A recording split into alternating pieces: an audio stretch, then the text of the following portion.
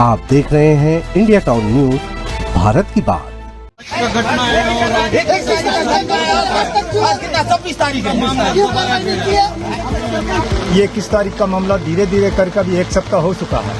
अब यहाँ पर शासन प्रशासन द्वारा यहाँ जो जिम्मेदार अधिकारी लोग हैं इसको दबाने का प्रयास कर रहे थे, तो आज आए तो यहाँ पे पुलिस प्रशासन हमको रोक रही है अंदर जाने से।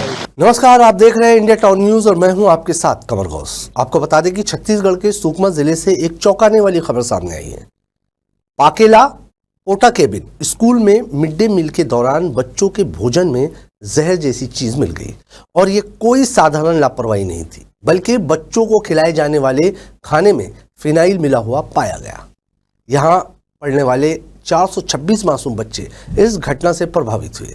अब हाई कोर्ट ने भी इस पूरे मामले पर सख्त रुख अपनाया है और इसके खिलाफ एफआईआर भी दर्ज कर ली गई है। चलिए आपको दिखाते हैं हमारी ये खास रिपोर्ट। सुकमा जिला के पाकेला पोटा केबिन का जो बच्चों के खाने में फिनाइल मिलाने वाला मामला जो उजागर हुआ था, जिससे बवाल बढ़ गया, जहां पे पक्ष विपक्ष में विवाद छिड़ने लगा, जहां हाई कोर्ट ने स्वयं से संज्ञान लेते हुए इस मामले पे गंभीरता जताते हुए प्रशासन को सख्त निर्देश दिया था। उसके बाद से लगातार जिला प्रशासन द्वारा भी जांच दल गठित किया था और उसकी एक नया मोड़ सामने आया है, जिसमें एक के विरुद्ध में एफआईआर दर्ज की गई है। मगर यह सारा मामला इसलिए बड़ा हो गया है क्योंकि 400 से ज़्यादा बच्चों का जो ज़िंदगी के साथ खिलवाड़ किया गया था और कहीं ना कहीं सवालों के घेरे में भी है कि बच्चों के साथ जो खाना दिया जाता है उसमें कहीं ना कहीं कोताही बरती जा रही है, जिसका नतीजा यहाँ देखने को मिल रहा था कि अगर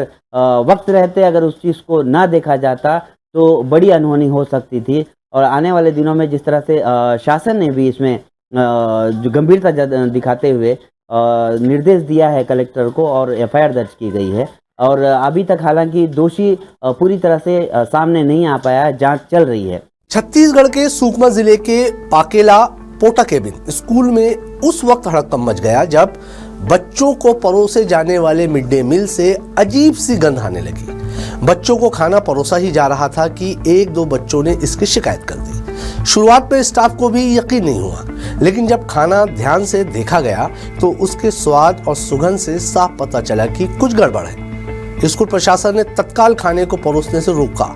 जांच की गई तो सामने आया कि दाल और सब्जी में फिनाइल जैसी तीखी केमिकल गंध आ रही थी। ये वही फिनाइल है जिसका इस्तेमाल आमतौर पर सफाई और कीटाणुनाशक के तौर पर किया जाता है। सवाल उठ गया कि आखिर ये जहरीला केमिकल बच्चों के खाने में कैसे पहुंचा। 426 बच्चों का भविष्य इस एक लापरवाही से खतरे में आ सकता था। गनीमत रही कि समय रहते बच्चों ने खाना खाने से इनकार कर दिया, वरना नतीजे बेहद भयावह हो सकते थे। मीडिया रिपोर्ट सामने आने के बाद बिलासपुर हाई कोर्ट ने इस मामले पर स्वतः संज्ञान लिया। सोमवार को हुई सुनवाई के दौरान मुख्य न्यायाधीश ने कहा कि अगर इस घटना में कैजुअलिटी होती तो पूरे तंत्र के लिए इसे संभालना बेहद मुश्किल होता। कोर्ट ने इस मामले को न केवल स्कूल या जिला प्रशासन की नहीं बल्कि पूरे राज्य सरकार की जिम्मेदारी माना। चीफ जस्टिस ने मुख्य सचिव से शपथ पत्र के जरिए पूरी जानकारी पेश करने को कहा। इसके अलावा कोर्ट ने सख्ती से आदेश दिया कि भविष्य में ऐसी घटनाओं की पुनरावृत्ति न हो, इसके लिए ठोस कदम उठाए जाए। हाई कोर्ट की स्पष्ट टिप्पणी थी कि बच्चों का भोजन सबसे सुरक्षित होना चाहिए क्योंकि शिक्षा और स्वास्थ्य सरकार की सर्वोच्च जिम्मेदारी है। लेकिन आज यहाँ पे पुलिस वाले गेट में तालाबंदी करके हम लोग को रोका जा रहा है। ऐसा रोकने से जो मामला है ये गंभीर मामला है। ये 21 तारीख का मामला धीरे धीरे करके अभी एक सप्ताह हो चुका है। अब यहाँ पर शासन प्रशासन द्वारा यहाँ जो जिम्मेदार अधिकारी लोग हैं इसको दबाने का प्रयास कर रहे थे, क्योंकि यहाँ पर आदिवासी बच्चे हैं। आदिवासी बच्चों के साथ ऐसा अन्याय होगा, ऐसा खिलवाड़ हो गया, पहला घटना नहीं है ये। इससे पहले भी बाला ठिकरा में एक बच्ची मौत हो चुकी है, उसके बाद चित्तलनार में भी ये जो मामला है ये धीरे धीरे करके हमारे बच्चों के साथ बहुत अन्याय हो रहा है। इसको जांच के लिए हम लोग मिलने आए, लेकिन मिलने नहीं दिया जा रहा है, ये गलत है। हम जब तक मिलने नहीं देंगे तब तक हम लोग यहीं पर खड़े रहेंगे। मामले की गंभीरता को देखते हुए सुकमा कलेक्टर ने तुरंत 3 सदस्यीय जांच समिति गठित कर दी है। इस समिति में एसडीएम, खाद्य विभाग के अधिकारी और शिक्षा विभाग के प्रतिनिधि शामिल किए गए हैं। डीएन ने आदेश दिया कि समिति पूरी घटना की जांच कर मंगलवार तक रिपोर्ट पेश करेगी। साथ ही मिड डे मील प्रक्रिया पर सख्त मॉनिटरिंग के लिए भी निर्देश जारी किए गए। जिला प्रशासन ने स्कूल स्टाफ और कुकिंग स्टाफ से भी जवाब तलब किया है। शुरुआती जांच में ये सामने आ रहा है कि सफाई में इस्तेमाल होने वाला फिनाइल गलती से रसोई में इस्तेमाल किए गए किसी कंटेनर में पड़ा रह गया और उसका उपयोग भोजन तैयार करने में होने की आशंका है। लेकिन क्या ये वाकई लापरवाही थी या इसके पीछे कोई साजिश? इसकी जांच होना बाकी है। घटना के बाद से इलाके में तनाव का माहौल है।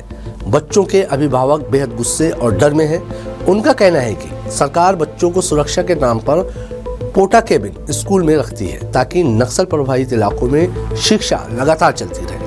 लेकिन अगर वहीं बच्चों की जान खतरे में पड़ जाए तो फिर इन स्कूलों का क्या औचित्य रह जाएगा। ये 21 तारीख की घटना है और आज 26 तारीख हो गया। इस मामले में बच्चे लोग के खाने में जहर मिला दिया गया था पाकेला पोटा केबिन में। तो हम लोग जांच दल कांग्रेस पार्टी की ओर से और राज मोर्चा पार्टी की ओर से हम लोग आए हुए थे कि बच्चे लोग से मिलकर कुछ जानकारी प्राप्त करेंगे और निरीक्षण करेंगे पोटा केबिन का, जिसे पुलिस प्रशासन को आगे करके हमको मिलने नहीं जाने दिया जा रहा है। इस संबंध में हम लोग यहाँ पर पूरे पार्टी और जनप्रतिनिधि प्लस बच्चे के माता पिता के द्वारा हम लोग यहाँ पर चक्का जाम किए। ग्रामीणों ने प्रशासन से मांग की है कि दोषियों को सख्त से सख्त सजा दी जाए और पूरे राज्य में मिड डे मील योजना की एक बार फिर से समीक्षा की जाए। कई अभिभावक ये भी सवाल उठा रहे हैं कि बच्चों का खाना जिस तरह से तैयार और परोसा जाता है उसमें निगरानी क्यों नहीं होती। मिड डे मील योजना भारत सरकार की सबसे महत्वाकांक्षी योजनाओं में से एक है, जिसका उद्देश्य गरीब बच्चों को पौष्टिक खाना उपलब्ध करवाना है ताकि उनके स्वास्थ्य और शिक्षा दोनों को बढ़ावा मिले। लेकिन अक्सर इस योजना में लापरवाही की खबरें आती रहती है। कहीं भोजन मानक के अनुरूप नहीं तो कहीं खाने में कीड़े और अन्य गंदगी मिलने की शिकायत मिलती है। आज 21 तारीख बालाडेक पाकेला का पोटा केबिन है, जहां 21 तारीख के खाने में एक टीचर के शिक्षक के द्वारा में फिनाइल मिलाया जाता है और बड़े बच्चों ने जब खाना खाने जाते हैं तब उनको पता चलता है कि सब्जी में फिनाइल डाला गया है। अब 21 तारीख का मामला है। आज कल सोशल मीडिया के माध्यम से पता चला है और वायरल काफ़ी ज़्यादा, तो उसके एवज में हम लोगों ने बस्तर राज मोर्चा के युवा मोर्चा के नेतृत्व में आज जांच दल बना के यहाँ पे आए हैं। साथ ही कांग्रेस वाले भी आए हैं समर्थन में। तो आज आए हैं तो यहाँ पे पुलिस प्रशासन हमको रोक रही है अंदर जाने से। हम बच्चों से बात करना चाह रहे हैं कि वास्तविक स्थिति क्या है, आखिर क्यों ऐसा हुआ है, कौन किया है, जिम्मेदार कौन है। सुकमा का ये मामला उन तमाम घटनाओं को फिर से सामने ला देता है जिसमें बच्चों की जान खतरे में पड़ती है। ये सिर्फ एक प्रशासनिक चूक नहीं है बल्कि सिस्टम के प्रति अविश्वास को जन्म देने वाली घटना है। हाईकोर्ट की सख्ती से अब उम्मीद की जा रही है कि सरकार और प्रशासन दोनों ही बच्चों के भोजन को लेकर ज्यादा सतर्क होंगे और ऐसी घटनाओं पर नकेल कस सकेंगे। फिलहाल इस घटना ने पूरे प्रदेश को हिलाकर रख दिया है। हाईकोर्ट की फटकार के बाद राज्य सरकार और प्रशासन दोनों ही अब अलर्ट मोड में है। आने वाले 17 सितंबर को इस मामले की अगली सुनवाई होगी और तब तक शासन प्रशासन को अपनी कार्रवाई रिपोर्ट अदालत के सामने रखनी होगी। बच्चों का खाना सुरक्षित हो ये सुनिश्चित करना सिर्फ सरकार का नहीं पूरे समाज की जिम्मेदारी है, क्योंकि ये मासूम ही हमारा भविष्य है। आज की हमारी इस खास रिपोर्ट में फिलहाल इतना ही। मुझे दीजिए इजाजत और आप देखते रहिए इंडिया टाउन न्यूज़, भारत की बात। नमस्कार।